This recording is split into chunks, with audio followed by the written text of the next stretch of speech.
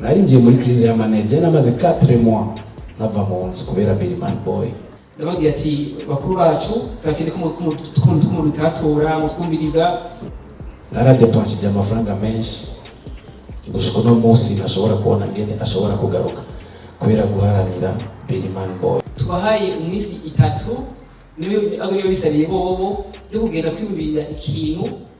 bokora kuri Birman Boy, nimba babandanya bikoresha, nimba bayihagarika.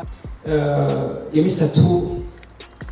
yabaye amezi 7. Jadix aza kwivugira yagize amamenase menshi cyane. Umuntu akantelefona Jadix batubwiye ko ari wowe udandaza ama-t-shirt ya Birman Boy. Ego zana shitse kuri tele no wewe uri umusuma. Nta munsi nimwe uzo kumva ngo Masterende yatanguje intambara cyangwa ngo Masterende ngo yatanguye asotoye abantu,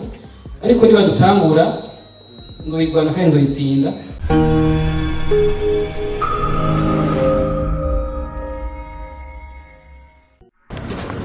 Nitwa Jadix the Black batazira Birman Boy. Ibaza benshi muri mwebwe muranzi. Akanya nikaza kuboneka kugira turaza kugira ico tuvuze muri ibintu bibiri dukoranije ngaha kuno munsi. Nibaza yuko hataragera ko mufata ijambo nyamukuru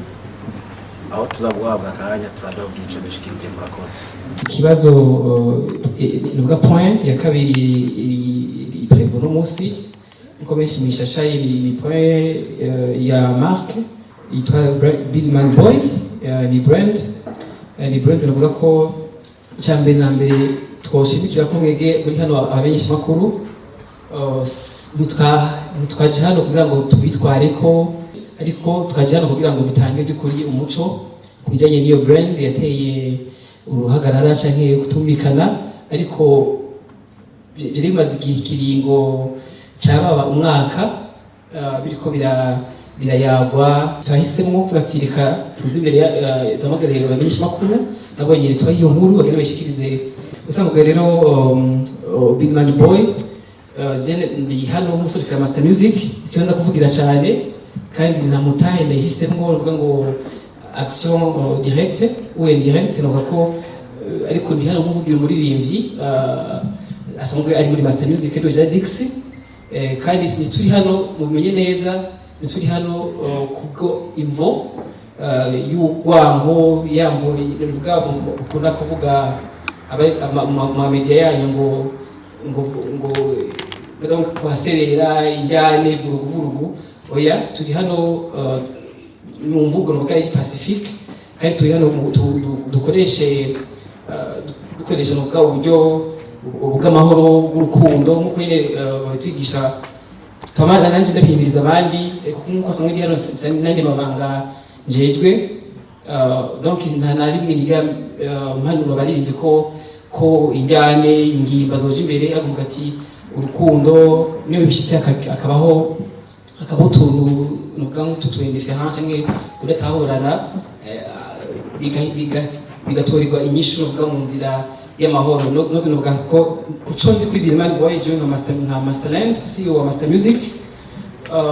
ni nuvuga kari nka slogan musanzwe bizi mwebwe nga mwese mafite ama slogan cyangwa ama tagline mukoresha iyo mukura makuru radio zose na media yose arafise ama slogan n'umuririmbyi ashobora gukoresha ama slogan cyangwa ama signature akoresha ariyo usanga mu definisa aho ariwe ari n'abandi bafise amalogo ariko bita hama. Rero muri Jadix yamaze igihe kinini cyane akoresha iryo jambo yitwa Birman Boy, aho binagaragara no mu ndirimbo yasohoye muri 2020 yitwa Mfata iri kuri YouTube. Bigaragara aririmba avuga ngo iryo jambo Birman Boy, ariko ikaba iri slogan novuga canke tagline yakoresha muri iyi mugabo asanzwe yafite gahunda zindi zo kwikoreramwo. Gahunda yazifitiye aza ko yakoze babwira sinza kumuvugira ngo kubyo wanzi nuko yavuga ati umuririmbyi nanje nakenera kubaka icyo kwita branding yanje kugira ngo bientôt ishobora kuba misumamwo. Murabizi ko umuziki wonyene biciye ku isoko ryawo dufise ritoyi mu Burundi biragoye cyane ko umuririmbyi uvuga ati no musingira nko muziki wonyene nk'umuririmbyi ngo shimishwe n'ubuzima n'ubamwo kirese yuko biriko biragenda bigenda bishoboka ariko ni vyiza ko bishobotse nuko banabiduhanura abarongozi bacu kuvanga ibyo dukora donc gukora imyuga myinshi n'umunyeshyi makuru kabuse n'utundi tuntu ku ruhande udandazwa business zitandukanye bikora kugira ngo usahirize ntugire entre imwe ko bavuga ko umwongo uyonze inyoni kandi niko biri nyene no muri byo muzo musanzwe iyo office entre imwe kubeshaho nubaho uvyifuza akisigurira ico gihe no bati ni vyiza ariko ishoboka contrat ya production discographique yagumye iri muri Master Music nkuko yavuze hajya ase contrat yo muri 2019 yo guhinyanya imiziki ibiteramo bijanye n'amadiski yiwe byose yabanije akora muri Master Music ariko gati iyi ni marque yanje nkuko no kugura iduka yize kuba afise impuzu n'ibindi utiriko no gati no iduka bitwa Billman Shop cyangwa Billman Boy Shop kugira ngo nanje ndabe kugira niyo mugambi yarafise mu nyuma rero haciye imisi jewe niho naronka amakuru sinza kubabwira ama detail menshi cyane kuko kugira ngo tucumuze umwanya umwete naronka amakuru avuga yuko amakuru barashaka si yari amakuru nibonera atana yibarirano yuko hari umuzo wa Billman Boy yindi mwabonye muzi yundi mugwi wundi maze kwibona ndimuganiriza mugenzi hano bati ewe naho bitaramenyekana mu bice kumugaragaro ariho indi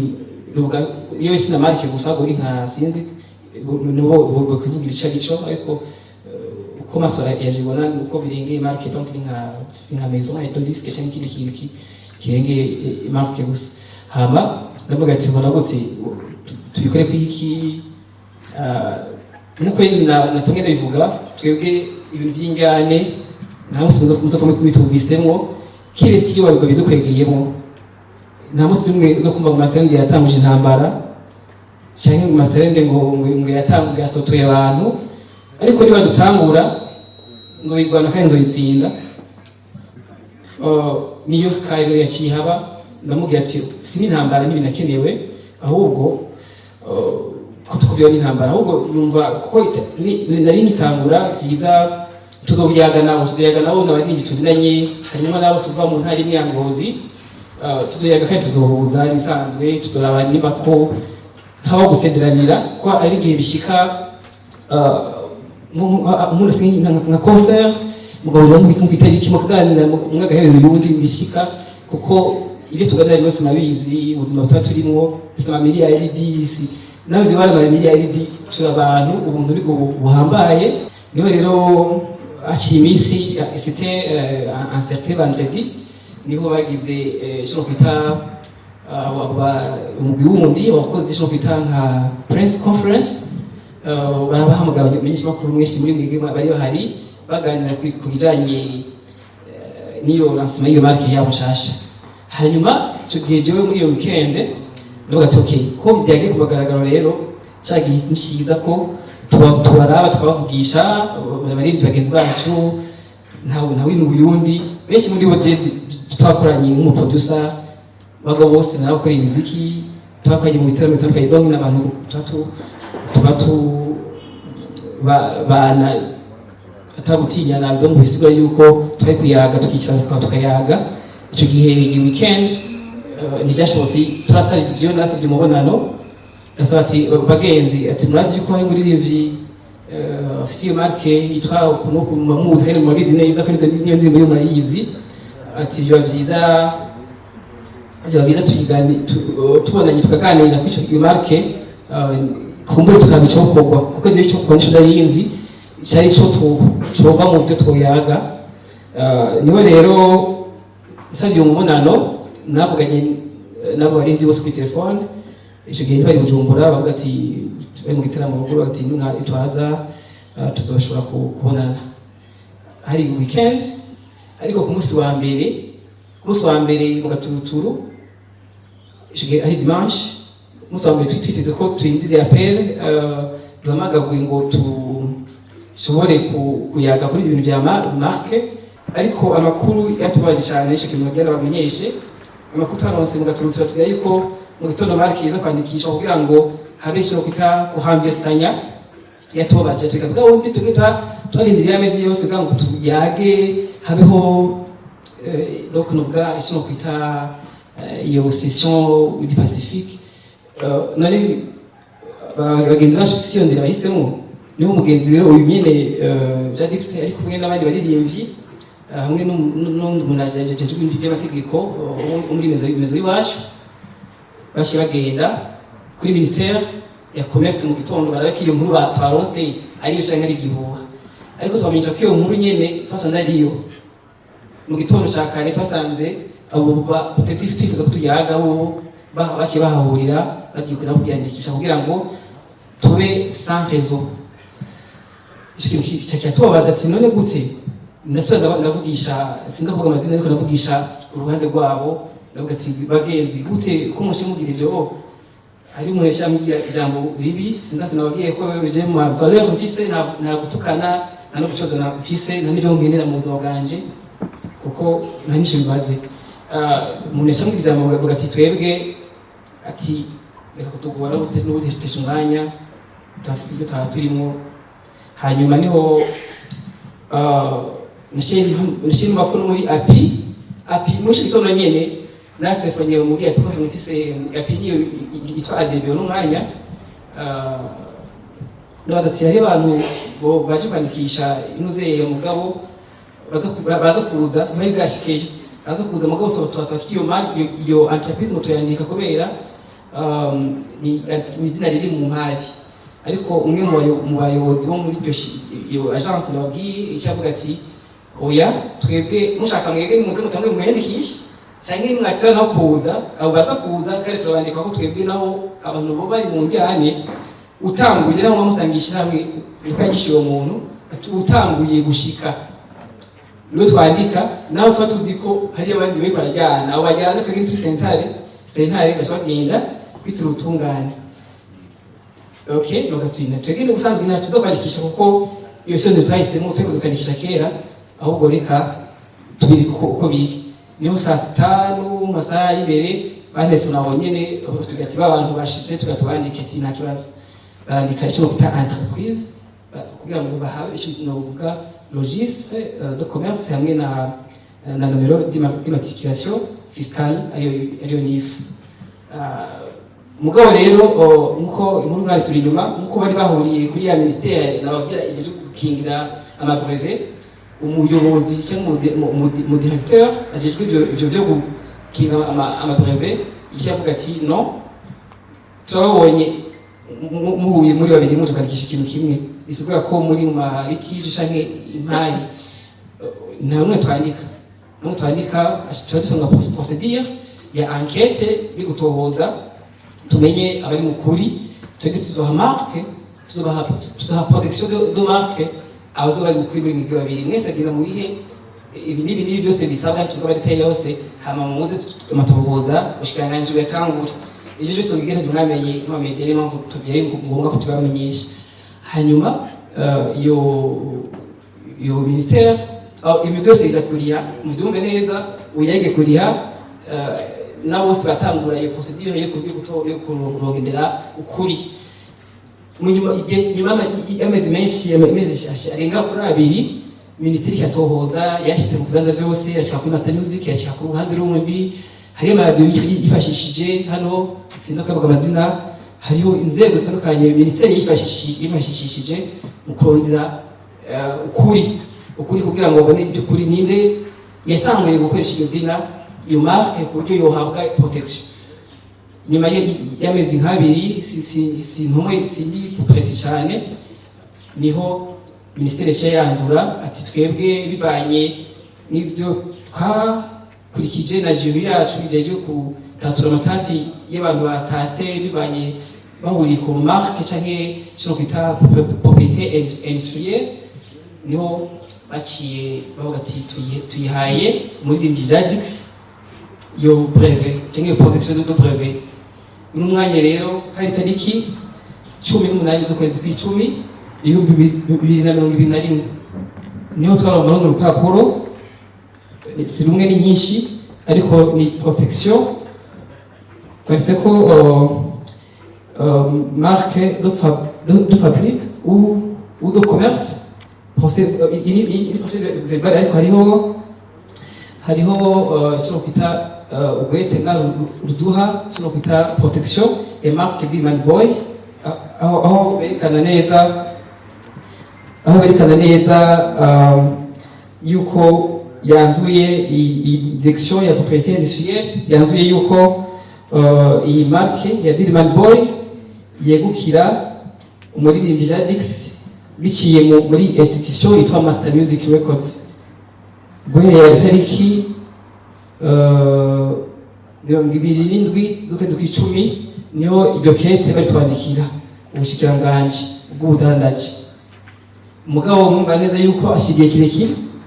n'amezi arenga sinzi 8-7 kweri twabibabwiye nisho mu kibaza ariko ndakenda kigira ko nakishora nababwiye twege valeur yacu n'ubuntu nicyo kintu cyane dushira imbere kandi ibintu ndavuga ati ukuri guca mu ziko ni gusha yoze ukuri guca mu ziko ni gusha washa kuvuga ati ukuri naho guhagatiwe n'ibintu by'ingwane zitanzena na gute kuzoguma ukuri nyene however uko umuntu yo guhindura akagusiga amarangi muri kwa kundi nyene donc twebwe twese tugati okay uno munsi ushikiranganji baratweguriye biciye muri mezo ya Master Music muri video Jadix bureguriye iyo marque Master Music twese tutangura bijanye na commercialisation n'ibindi bitandukanye bijanye no kugeza umusaruro ariko jewe nk'umuyobozi cyangwa CEO wa Master Music narafashingirwe kuvuga ati oya Jadix agoresha namubuza asime pira nishi ishika amajana nashiye namugati ayikure ku isoko kugira ngo twege tuze dukoreshe marque yejejwe donc marque iri propre atangiye neza irimwo twamaze gutora umuti w'ikibazo cyangwa ati n'ubundi duce muri ya nama natangura bwa mbere bigaferinga musigire byagenze tugikure etape ya kabiri y'inama nyene ndahamagara uno manager uruhande rundi wa kabiri ndahamagara kandi nabo baririmbyi ariko ko ari babiri hariho icyabona kiri hano Christian Xavier nk'umushinga ntaye cyangwa umusaje hamwe n'uwatwara icyo gihe Amicale Musiciens du Burundi ariwe Inenas Romeo ndabagira ati bakuru bacu turakende ko mutatora mutwumviriza kuva kuri ya valeur namye mvuga ati nidukundishaka impari n'amasentare n'ibindi dushe mu kiyago kandi baratwemerera duha umwanya kandi nabo bandi uko ari bane baritabira iyo nama yacu twakoze dushaka kuri umwanzuro w'uko tubahaye iminsi 3 niyo bisariye bobo yo kugenda kwiyumvira ikintu bokora kuri Billman Boy niba babandanya bikoresha nimba bayihagarika niba twumvikana ibindi mugabo baduha iminsi 3 iyo minsi 3 yabaye amezi 7 Jadix aza kwivugira yagize amamenase menshi cyane menase z'abafana kundi ruhande batatahura iyo situation amamenase gose kuryo naho n'indimbo yarafise abongera zisohora ko tijewe bigenda gute niyo mpamvu niyo ndimbo yisohoye turinze kuhamagara kugira ngo dufashe kubwira ukuri no gushikana kuri kuba dukurikirana ari abafana kuko nubundi yamanagije akoresha iyo marque afite uburenganzira mubona ngaye impapuro nyinshi cyane twabaye n'ubushikiranganje muza kugera ifoto yabaza gushaka iduha uburenganzira bwo gukoresha iyo marque kuko tuko tuyikoresha illegalement hanyuma rero niho byageze aho kuri umwanya tugati bigende gute hariho sinobabwira feedback yaronse ariko ni feedback nuvuga yuko idatandukanye n'imwe ya mbere ahubwo yerekana yuko atawushake by'ukuri buhari bwuko kubaho kumvikana ngo tumenye ubugumana brand ya Billman Boy burundu ariko rero twebwe nkuko amategeko atwemerera twari no gutangura kuvuga ati duguhera muri sentare cyuma sentare turondera ishakabaro n'ibindi turabega itature tukuri ninde abandanye yikoresha ku mugaragaro, mbega ibikorwa byakozwe muri kahise biri muri iyo marque ibyo bizoshibandanya bikoresha ku isoko, mbega amahoveni yinjijwe n'abaririmbyi muri iyo marque kumbure dushobora kuvuga ko badafite uburenganzira mugabo entre parenthèse kuko ivyo ni ibishitsi ntarizo bivuga mbega bo amafaranga nyine bariko bayidandaza bizosha bigenda gute, byose n'ibintu twavuze ati imbere ko tubishikako ngo twiture ubutungane cyangwa ibindi n'ibindi mugaha kuri ubutungane gutuma nubwo bujijwe gutunganiriza abantu, twavuze ati reka tubwire abamenyesha makuru tuhawe umuco w'ibintu byagenze antuka gushika n'umwanya mwamaze kumenya kumva histoire yose ngene yagenze, kandi ko no munsi licence itangwa n'ubushikiranganje ifise muri mvi cya Dixero ifise yemerewe na leta y'u Burundi gukoresha iyo marque apana entreprise marque. Hama rero no munsi rero tugati bishobotse maze gutera ivyumviro bishaka ibibazo, hanyuma ikindi naco mashaka no gutuma ino science cyo gutuma n'ubundi byo bigayo twifuza bishoboka, ugasanga ari nk'abafana babo babibonye bakabahanura ati by'ukuri nk'abantu b'abaririmbyi musangiye industry imwe mwe muke gutaturwa n'amasentare, hari abashinga ntahe kandi n'abantu bakuze by'ukuri mwumvikane mugire muyage twebwe turashaka ouvert n'ubundi cyo gati kwitwebwe iyo solution yo kwitura ubutungane siyo option kano kanya, ariko igihe twihaye kugira ngo turabe ibyo by'ukuri ko botabaga ngo bafatiriwe bakibwiriza kugaruka bakaturondera bagati by'ukuri tuvugane turabe ko twese volonté kwa dukoresha iyo marque tuvugane ingene mwitwegurira cyangwa twovugana nyene tukarutura umwanzuro uri hamwe. Murakoze munyangaje baranavuze byinshi mugabo kugira ngo singirisho cyo ntatahura n'abatahuza. Merci beaucoup. Nibaza ko kuva ikibazo cha Billman Boy kivuyutse niyo munsi ndi imbere itangazamakuru, hari abantu babonye ibi bintu bitanguye bibaza ni base shaka gukora oya siko bimeze. Umuntu wari wese navuze ubwa mbere ko afise indoto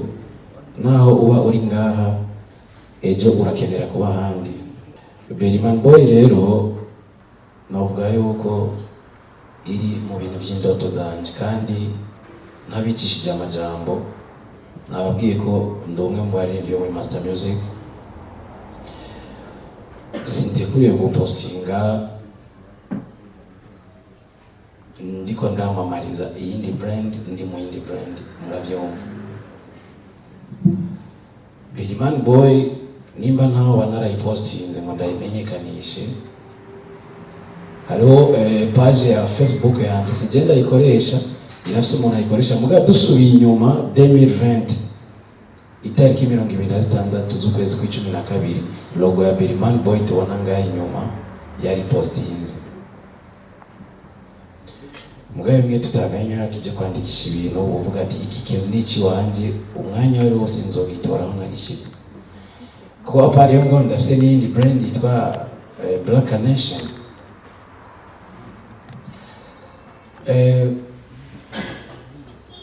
Masalan vishe yabivuze,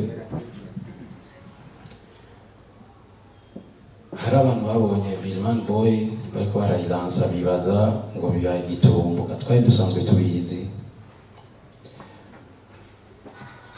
ariko je navuga ati n'abantu barisi na jewe barazi yuko Billman Boy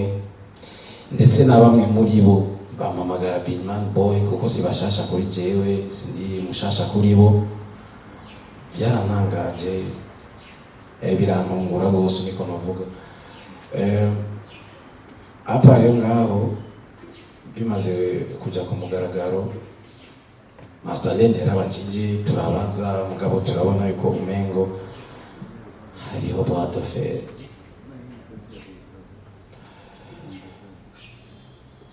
Je mu buzima bwanje ndakunda kwishofa cyane mugabo icyo gihe sinabona yuko nshobora gutwara hejuru kuko nari nzi ko impera n'imperuka bitegezwa kugenda neza biciye mu mwumvikano.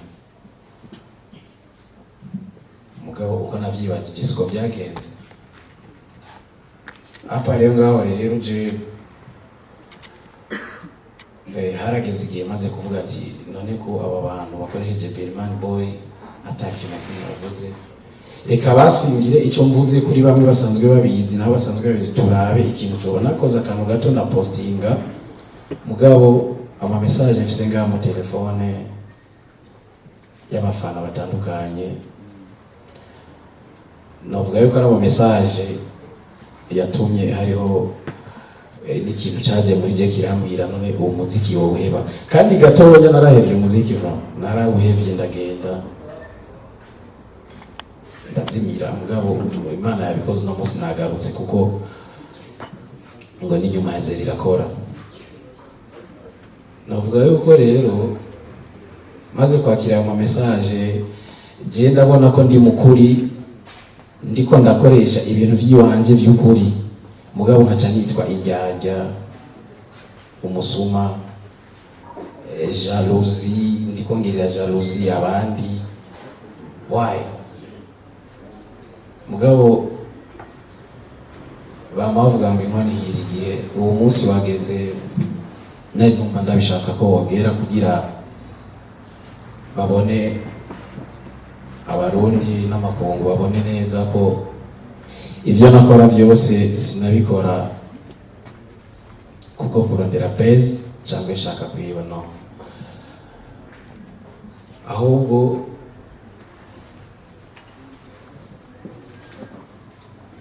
sinzi n'ingendo bisigura, sinzi n'ukuntu bisigura ko inyuma ngaho je naragwaye cyane, ko narakonsomye umwanya inguvu, ko mu nyuma nabonye ko ari ibintu biri serious, twamaze kuvugana tuzovugana, mugabo ndabona ko atahindisha mfise, ko harageze igihe sohora amatriko inkofero, mugabo umuntu akantelefona, aho Jadix batubwiye ko ariwe udandaza ama t-shirt ya Birman Boy, ego zana shitse kuri tele, no, wewe uri umusuma. Birman Boy tuzi ya vrai si James Birman Boy ya vrai, mugaje mbaye umusuma, nari ngiye muri crise ya manager namaze 4 mois nava mu nzu kubera Birman Boy,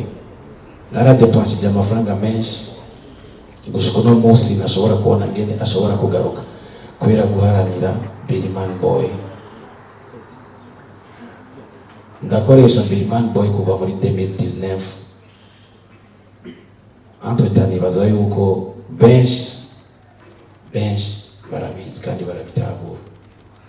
muga uno munsi kwimana ngiriye ubuntu nkiyumvira gusubira kuririmba, iyo ngaruka nkavuga ati reka sorry indirimbo nka kumwe mpora ndabigenza, atakintu ngize atakintu tuvuze vyari kuguma biboneka yuko Jadix ndomusuma. Mugabo goni ya mbere navuga ni iki, uno munsi turi ngaha, iyi post yo kumenyesha yuko tuzogira ico dushikirije imaze 3 jours ou 2 jours, bari babifitiye uburenganzira bwo kuza kutuhagarika, muga kubera atakintu kimwe cemeza, bafise imitahe irenze, ariko novu bari kuza press conference ntiyari kuba, byinshi byavuzwe, reka ngeze nga nkumbure ubutumwa nanze ndazi ko buza kubageraho. Murakoze cyane rwose, merci beaucoup. Uno munsi nubwo brand yo fudika yabariya canke iyariyo yose,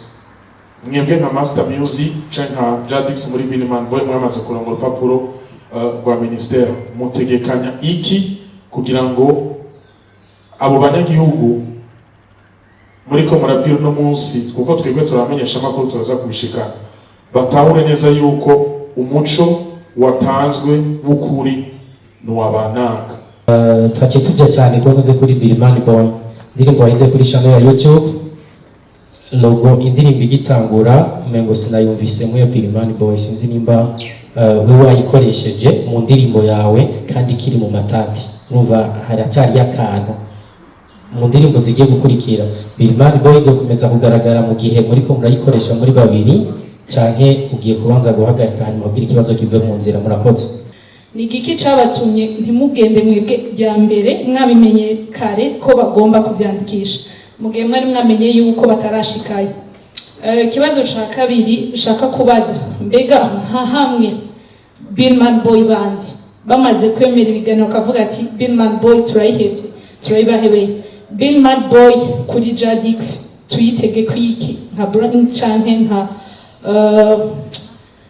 izokora gute mu gihe wamaze wowe wabicishijemo ati gukoresha cancan uri mu yindi rebo bizogora cyane nkuko Edson yarabivuze ati no mu ndirimbo mengo sinayumvisemo. Birimani Boy kuri Jadix nihe shusho yindi zoca tumubohanamo mu gihe bayiguhebeye? Merci. No musi kibeko habaye imyidogo kandi umwe tubona ari blend isanzwe kundi nabo bakaba ari nka rebo. Niki ivyo bo byarakwiciye igihe ho bari rebo yitiranwa na Birimani Boy we nka branding yawo? Hari ikibazo cyane po gisani n'icana Elodie babajije ati timbega kubera iki yatanga avuga ati mwe kuyandikisha kare kugira ngo abandi bagiye kuyandikisha bazasanga yanditse. Elodie navuga ati kubera iki mweho mutashyira mubanguka muyandikishe, ariko nabagiye muri bwa buntu dufise je nkanje nk'umuvisionnaire wa Master Music ntabwo twiteze iterambere ry'umuziki wacu n'ubuzima bwacu muri Birimani Boy, ariko twiteze iterambere ry'umuziki wacu n'igihugu cyacu iyo tuzotereramwo biciye mu maboko yacu, umuhogo Imana yaduhaye, ubwenge n'ibyo donc niho twiteze. Bisigura ko uno munsi naho Birimani Boy tutari kwa tuyifise ndi kuvuga Jadix kuko deja niwe afise iyo brand mu minwe, ariko navuga ko naho itobihari iyo brand ubuzima burabandanya. Ariko rero igituma twebwe tutabangutse cyangwa sinzi novuga mu kirundi ciza kwirukira kuyandika bwa mbere twebwe yandika hamwe deux mois avant, ariko twavuga ati what if usanga ari ide iri bazi nyine ide iri nova muri no NC kuko je ndiko ndubaka nazi ko nazo ibintu byose dukeneye muziki dukora jenyine nafise ibyo nzokora nka nje nk'umuvisionnaire, ariko hari ibindi biteze gukorwa na Edison tweze gukorwa na wewe kugira ngo twese tubishira hamwe turonka industry ibakwa n'umuntu umwe ibakwa n'abantu benshi bakorerwa iyo vision iyo mentalite yatumye Jadix na mu Jadix no turandikisha ahubwo niba babona ko je maze kubona ko biri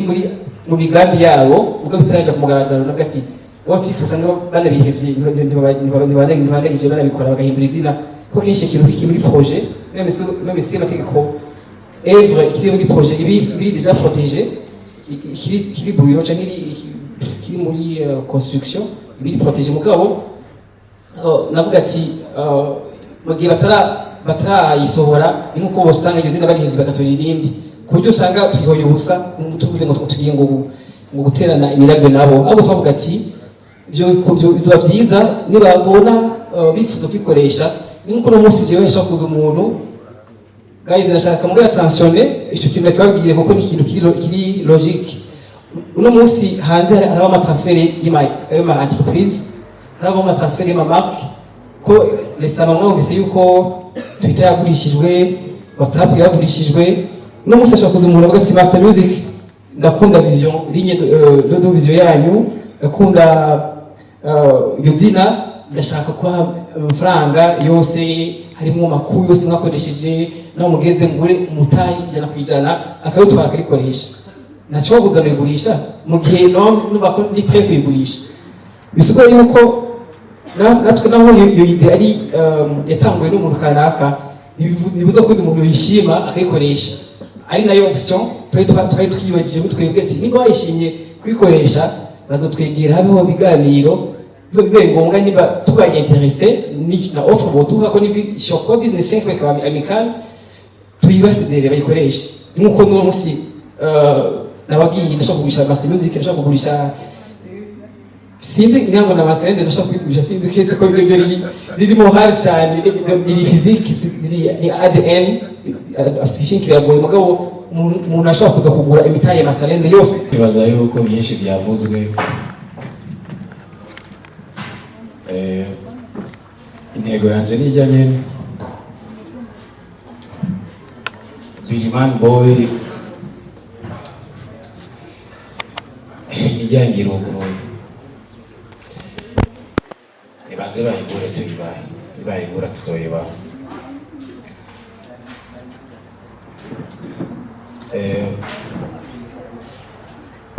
Inama isumba ingimbi, icyo kintu cyo twakoresheje kuva mu ntango gushika uno munsi, kandi nta kizoza gisumba ico. Murakoze cyane.